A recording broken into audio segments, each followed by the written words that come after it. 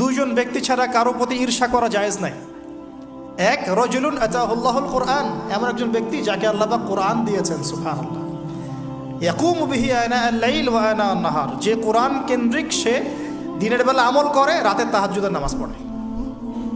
আরেকজন ব্যক্তি রজুলুন আতাহুল্লাহু মালান, একজন ব্যক্তি যাকে আল্লাহ পাক সম্পদ দিয়েছেন, ইউনফিকু বিহি আনা আল-লাইল ওয়া আনা আন-নাহার, এই টাকা পয়সা মাল সম্পদ ইসলামের জন্য সে দিন রাত খরচ করে।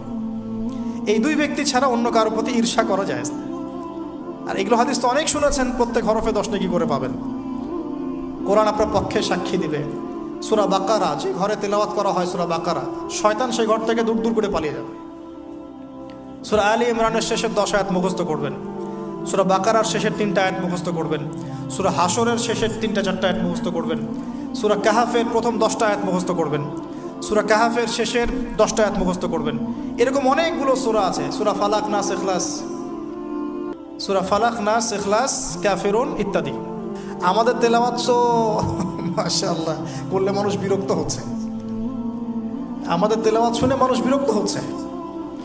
তো আল্লাহর ওয়াস্তে আমি একটু রিকোয়েস্ট করি সবাইকে, আল্লাহর ওয়াস্তে আপনারা সবাই বিশুদ্ধ করে তার তিলের সাথে কোরআন তেলাওয়াত করা শিখবেন ইনশাআল্লাহ। 1 বছর সময় লাগে লাগুক, 2 বছর লাগে লাগুক, 3 বছর লাগে লাগুক, এতে ইনশাআল্লাহ জীবনে বরকত হবে, হায়াতে বরকত হবে, রিজিকে বরকত হবে, আল্লাহর সাথে কানেকশন থাকবে, কোরআনের সাথে আপনার সম্পর্ক থাকবে।